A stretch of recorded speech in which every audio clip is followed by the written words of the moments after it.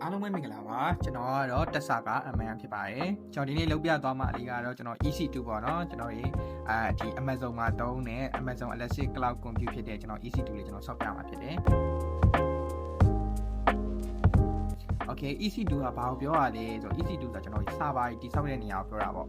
့ဒါပေမဲ့ကျွန်တော်တို့ AWS မှာကျွန်တော်တို့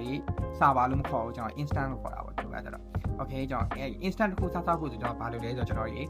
VPC လိုတယ်ပေါ့VPC တစ်ခုလုံးမယ် Okay ဒါပေမဲ့ကျွန်တော်တို့က VPC ကိုကျွန်တော်တို့ဒီမှာအခုလောလောဆယ်တော့ AWS ကပေးတဲ့ကျွန်တော်ရေ default VPC လေးပဲကျွန်တော်သုံးပြပေးပါမယ် default VPC ဆိုတော့သူ့ရဲ့ default network တွေဖြစ်နေမယ်ဒီ subnet တွေကစ default အတိုင်းဖြစ်နေပဲပေါ့နော် security တွေကလည်း default အတိုင်းဖြစ်နေလိမ့်မယ်ကျွန်တော်နောက်နေ့ဗီဒီယိုတွေမှာကျွန်တော်ဒီမှာကိုယ်ပိုင်ပေါ့နော် custom ကျွန်တော်တွေ custom subnet တွေသုံးမယ်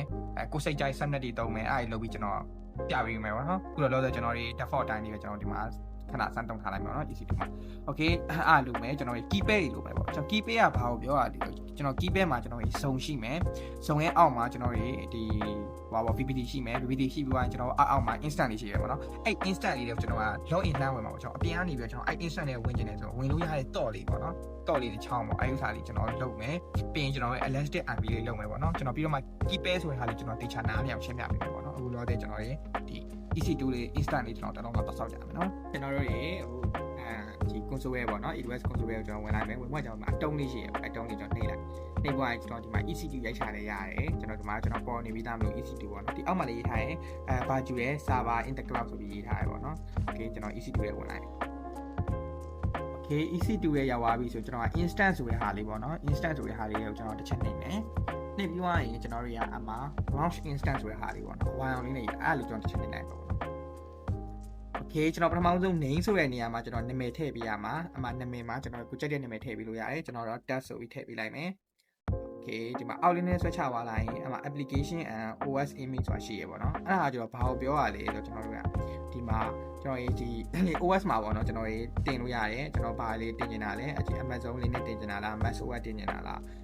ပြီးရင် Ubuntu တင်နေတာလား Windows တင်နေတာလား Red Hat SUSE ပေါ့နော်အကုန်လုံးကျွန်တော်ဒီ OS တွေတော်တော်များရှိတယ်အဲ့ဒီမှာကိုကြိုက်တဲ့ဟာလေးကျွန်တော်ရွေးတင်လို့ရတယ်အခုတော့ကျွန်တော်က Amazon လေးနဲ့ကျွန်တော်စတင်ပြပေးပါမယ်ပေါ့နော်ဒီမှာ Amazon machine image ကတော့ကျွန်တော်ဘာမှမဟုတ်ဘူးကျွန်တော်ဘယ် image အဲ့ Amazon လေးနဲ့ရဲ့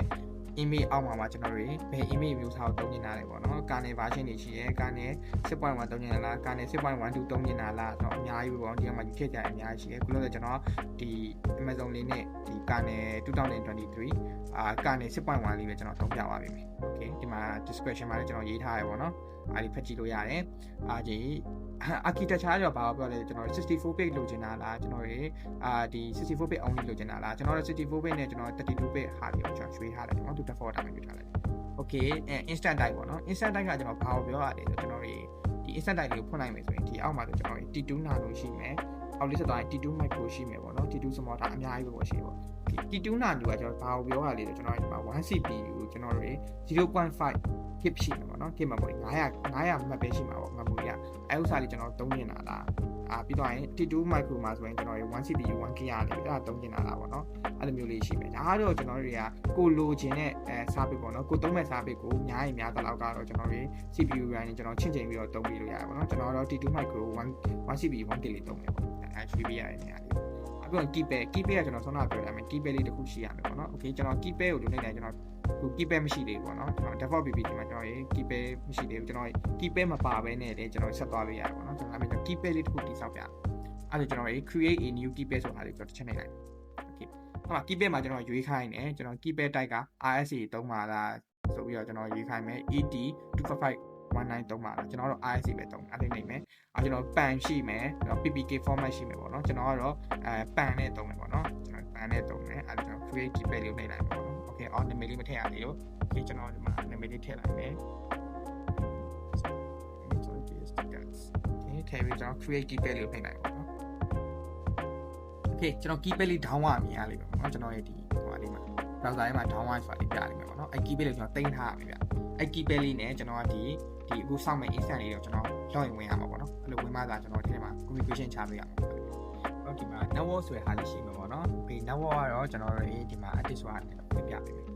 ဒါကတော့ကျွန်တော်တို့ဒီ AWS ကပေးထားတဲ့ကျွန်တော်တို့အမှာ default ကျွန်တော်တို့ဒီ IP နဲ့ဆက်နေပေါ့နော်ရှိမယ်ဒါလည်းကျွန်တော်တို့ဒါ default ပေးထားတဲ့ဆက်နေပဲပေါ့နော်ကျွန်တော် type 3ခုရှိပြီပေါ့နော် ကြိုက်တာတုံးရတယ်ကျွန်တော်တော့ no preference ပဲကျွန်တော်နှိပ်လိုက်မယ် okay စုံဆိုလဲအဲ့လိုပဲကျွန်တော်စုံ A ပေါ့နော်စုံ A စုံ B စုံ C မှာစောင့်ပါလားပေါ့နော်သူရှိရဲကျွန်တော်ကတော့ဒီမှာ no preference ပဲနှိပ်လိုက်ပါပေါ့နော် okay စုံဒီအောက်ကကျွန်တော်တို့တွေစုံလေးကဘာကိုပြောရလဲဆိုတော့ကျွန်တော်ဒီမှာပါကျွန်တော်ဒီမှာကျွန်တော်ကတော့ဒီမှာစင်ကာပူမှာစောက်ထားရပါတော့အာဆီယံပစိဖိတ်စင်ကာပူမှာကျွန်တော်စောက်ထားတယ်ဒါကတော့ကျွန်တော်ကိုနဲ့နီးရဲ့နိုင်ငံမှာစောက်လို့ပိုကောင်းနေပါဘာလို့ကိုနဲ့နီးရဲ့နိုင်ငံမှာစောက်မှတာလေကျွန်တော်က line ပိုကောင်းပါပေါ့နော်တုံးကနီးသွားလို့ရမှာပေါ့နီးမှာပေါ့အဲ့တော့ကျွန်တော်ကဒီမှာပဲစောက်ထားတဲ့ဟာကိုပြောပါတော့ကျွန်တော်ဆုံးကတော့ကျွန်တော် program ပဲယူလိုက်မယ်ပြောရရင်ကျွန်တော်ဒီ auto assign public IP ကဘာကိုပြောရလဲဆိုတော့ကျွန်တော်ဒီ instant ပေါ့နော်စပြီးဖွင့်လိုက်တဲ့ကျွန်တော် public IP တန်းကြားတင်တာလားပေါ့နော်ဒီကျွန်တော်ကတော့ enable လုပ်ထားတယ် public IP တန်းကြားတင်တယ်ပေါ့နော် okay ဒီ security group ကကျတော့ဘာကိုပြောရလဲဆိုတော့ကျွန်တော်တို့ရဒီမှာဒါတော့သူကဒီ